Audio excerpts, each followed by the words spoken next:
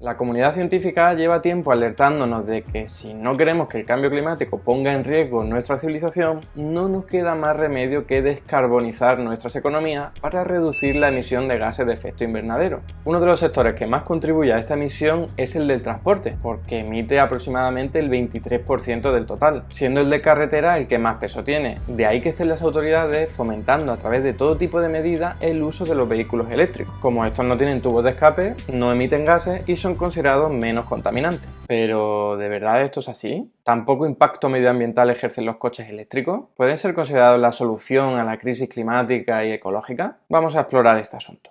En la actualidad, el transporte depende en un 95% de combustibles fósiles, principalmente derivados de petróleo, y el 55% de todo el uso de estos combustibles se destina al transporte. El sector está creciendo más rápidamente que la mayoría de los demás, y se proyecta que, a pesar de las ganancias en eficiencia y a la mejora de las políticas, las emisiones se duplicarán para el año 2050. El problema es que el transporte resulta mucho más difícil y costoso de descarbonizar que otros sectores económicos como la industria o la generación de electricidad.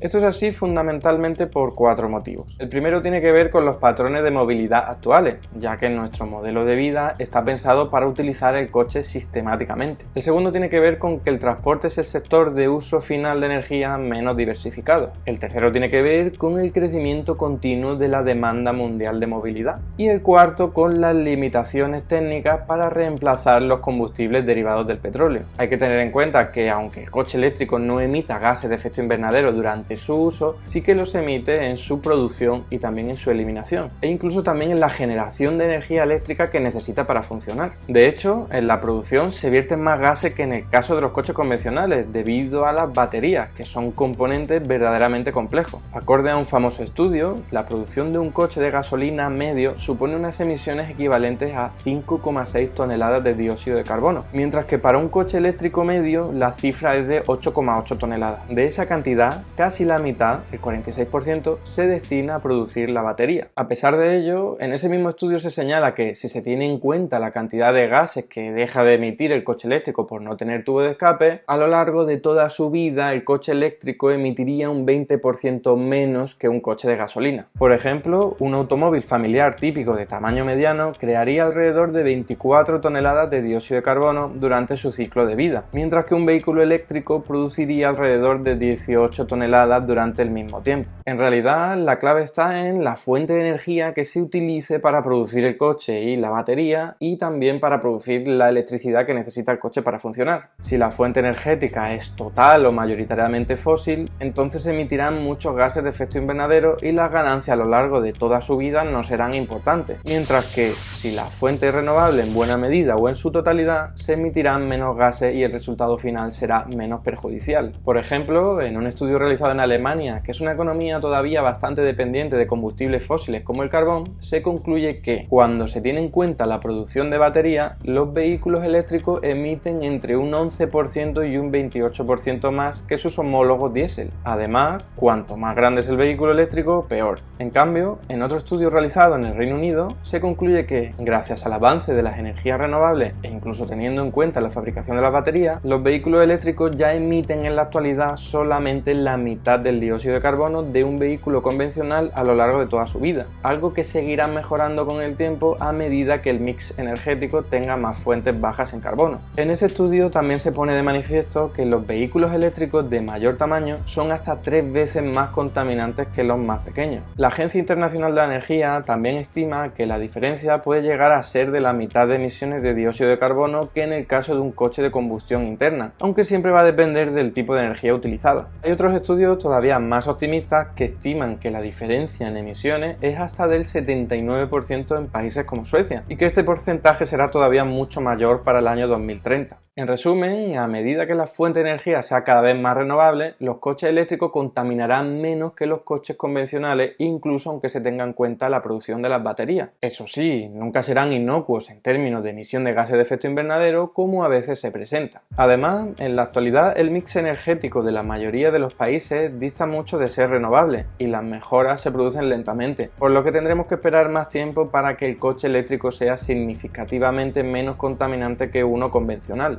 Pero es que hay más problemas y 3 de ellos son muy importantes. El primero es que la instalación de parques de energía renovable se hace con grandes cantidades de combustibles fósiles. Nunca se utiliza energía renovable para esto, ni siquiera está claro que sea posible, por lo que seguiremos emitiendo más carbono a la atmósfera incluso de esta forma. De hecho, hay quienes consideran que, como los sistemas de energía renovable solo pueden dar energía si hay combustibles fósiles, no son más que meras extensiones de estos. El segundo problema es que los parques de energía renovables requieren el uso de mucho suelo que hoy día tiene otros usos, por lo que en algunos países la transición hacia una economía 100% renovable podría poner en riesgo la conservación de la biodiversidad y la seguridad energética. Por ejemplo, en un estudio se estima que, como la disponibilidad de tierra es muy diferente por países, que va desde el 80% en Canadá hasta prácticamente el 0% en Grecia, transitar a una economía 100% solar puede ser físicamente inviable en la mayoría de los países de la Unión Europea, así como en Reino Unido, Corea del Sur, Japón o Taiwán, porque no tienen suficiente suelo disponible para estos usos, y eso solo para mantener los niveles de consumo de 2017, no los que se esperan en el futuro. Y el tercer problema, que seguramente será el más importante, es que la instalación de estos parques de energía renovable requieren de la utilización de recursos naturales muy escasos, y como su demanda se está multiplicando en los últimos años, no está claro que haya suficientes para hacer la transición renovable.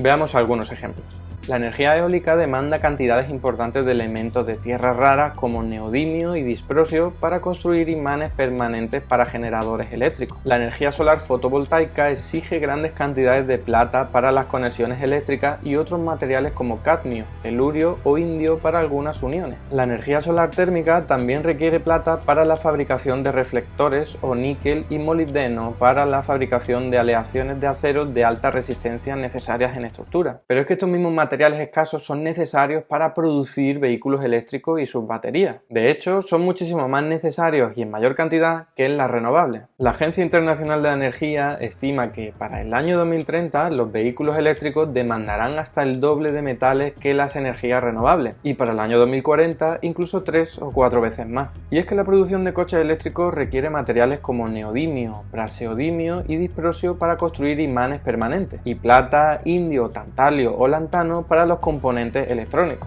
Además, la fabricación de baterías requiere importantes cantidades de litio, de níquel y de cobalto. En este gráfico se puede ver qué metales y en qué proporción se necesitan para producir un coche eléctrico en comparación con uno de combustión interna, así como las energías renovables en comparación con las energías fósiles. La diferencia es verdaderamente abrumadora. La propia Agencia Internacional de la Energía ha calculado recientemente que para el año 2040 se necesita que la extracción de estos minerales se multiplique varias veces, hasta 42 veces en el caso del litio y de 21 en el del cobalto, y presenta sus dudas sobre si esto será posible teniendo en cuenta la escasa disponibilidad de estos recursos naturales. Menos dudas tienen otros estudios. Por ejemplo, en este estudio se estima el impacto que tendría en 31 materias primas diferentes el desarrollo de la energía eólica, de la solar fotovoltaica, de la energía solar térmica y de los vehículos eléctricos de pasajeros para el año 2050. Y como resultado, la escasez de 13 de ellos generaría cuellos de botella insalvables, especialmente en el caso del telurio, que se utiliza para fabricar células solares fotovoltaicas.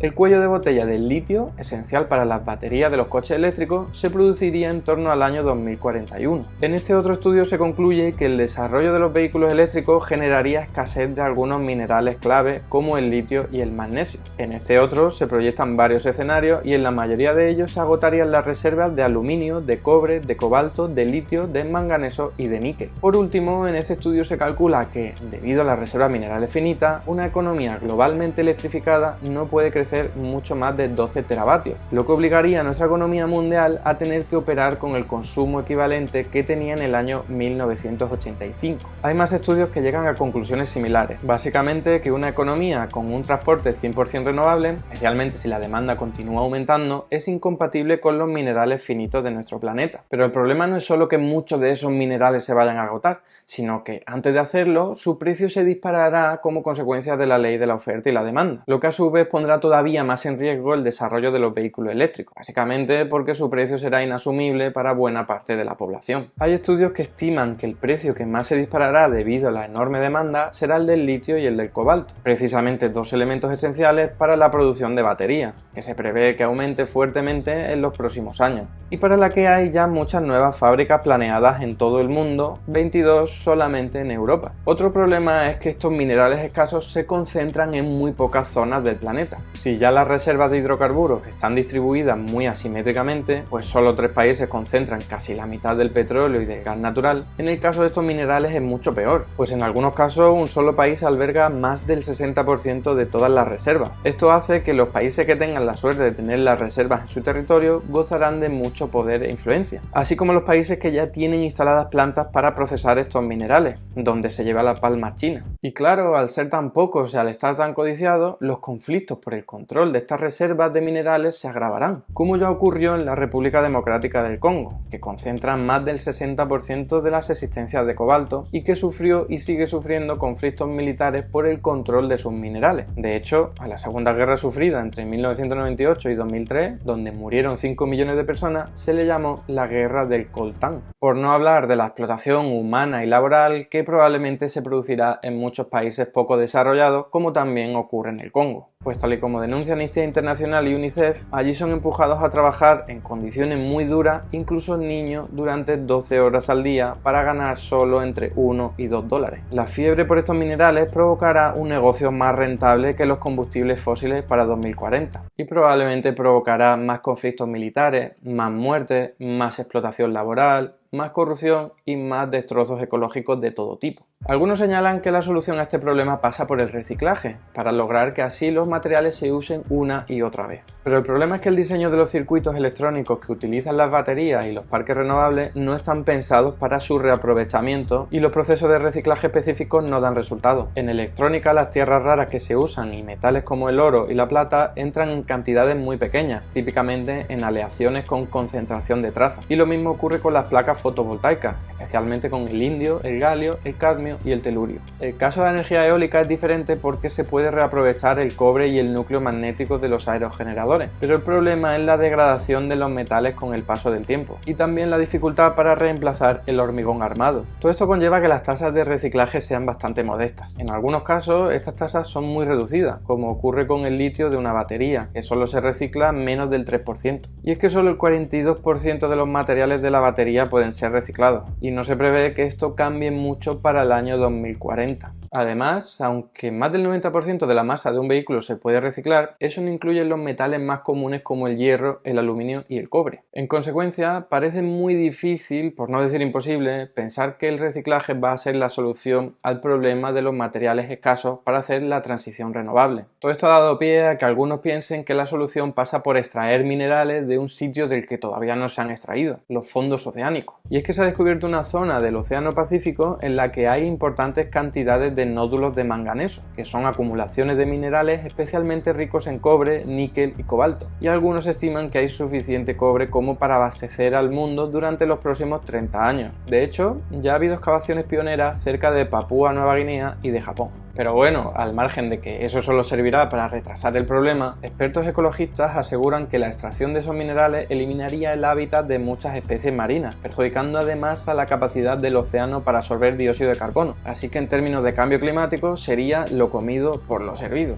Y bueno, algunos otros piensan incluso en los minerales de la Luna o de Marte, pero a eso ya se les ha ido la cabeza totalmente, porque la energía necesaria para salir al espacio es superior a la que se podría obtener a partir de esos minerales, así que no sería rentable. Por último, la alternativa favorita para el problema de la escasez de los minerales es el uso del hidrógeno a partir de energía renovable, porque este sí se encuentra en cantidades abundantes en nuestro planeta. El problema es que con la tecnología actual es necesario utilizar mucha energía renovable para poder obtener rendimiento del hidrógeno. Por ejemplo, si quisiésemos que el transporte europeo funcionase con hidrógeno, necesitaríamos multiplicar la producción eléctrica renovable por 3,5, lo que ya hemos visto que se enfrenta a enormes desafíos. Además, su manipulación se enfrenta a obstáculos difícilmente salvables, porque, entre otras cosas, no es fácil de almacenar ni de transportar, y nada nos asegura que esto vaya a cambiar en el futuro. Por si fuera poco, con todos estos problemas relacionados con el desarrollo del vehículo eléctrico, hay que recordar que los coches conforman el medio de transporte que más suelo ocupa y el que más mortalidad provoca, tanto en forma de accidentes como por las enfermedades que produce la contaminación contaminación química y acústica. Aunque hay estudios que señalan que los coches eléctricos son menos dañinos para la salud porque generan los gases de efecto invernadero en las plantas de producción y no en las ciudades, los coches también contaminan el aire de otra forma. Hay un estudio realizado por el gobierno del Reino Unido en el que se pone de manifiesto que el polvo de los frenos y las partículas de los neumáticos de todos los vehículos pronto podrían tener un mayor impacto en la salud pública que los gases de tubo de escape, porque estos van a ir disminuyendo a medida que los coches eléctricos ganen terreno. Con la circulación de los coches, tanto las ruedas como el pavimento que las soportan desprenden micropartículas que no solo contribuyen con el 28% de la contaminación microplástica total en los océanos de todo el mundo, sino que, debido a su pequeño tamaño, pueden penetrar profundamente en los pulmones y la garganta, causando problemas de salud. El estudio señala que el desgaste de los neumáticos es al menos tan importante como el de las botellas, bolsas y fibras de plástico que se desprenden de la ropa durante el lavado. Esto es algo que ocurre también con otros medios de transporte, pero los coches son los protagonistas indiscutibles por tener 4 ruedas y por ser tan numerosos. No está de más recordar que, según la Organización Mundial de la Salud, 1/3 de las muertes por accidente cerebrovascular, cáncer de pulmón y enfermedades cardíacas pueden estar relacionadas con la contaminación del aire, y alrededor de 7 millones de personas mueren prematuramente cada año a causa de este tipo de contaminación. En fin, toda la evidencia científica disponible nos señala que no es posible solucionar la crisis climática y ecológica simplemente sustituyendo los coches de combustión interna por eléctricos, y ni siquiera sustituyendo el modelo basado en combustibles fósiles por uno de energía renovable, a no ser que reduzcamos notablemente la demanda energética. Con la tecnología actual, los únicos sustitutos de los combustibles fósiles son técnicamente muy inferiores y además presentan limitaciones biofísicas y termodinámicas. Muchas personas tienen la esperanza de que la ciencia y el progreso tecnológico acabe encontrando una solución a este grave problema, pero lo cierto es que esto no está asegurado, y menos en un futuro cercano. En el mejor de los casos, tal y como se estima en este estudio, dichos adelantos tecnológicos quizás podrían evitar los impactos ambientales adicionales de la nueva demanda, pero no disminuirían los impactos medioambientales en términos absolutos. Y es que tenemos que recordar que actualmente la demanda energética sigue aumentando, y con ella la presión sobre los recursos naturales y la contaminación asociada. Pero esto no quiere decir que no existan soluciones factibles y realistas a la crisis ecológica. Lo único que ocurre es que estas soluciones exigen una reducción muy importante en la demanda energética, una transformación de nuestro modelo productivo, urbano y de consumo, así como una mejora sustancial del transporte público y un cambio drástico en nuestros hábitos de consumo y de movilidad.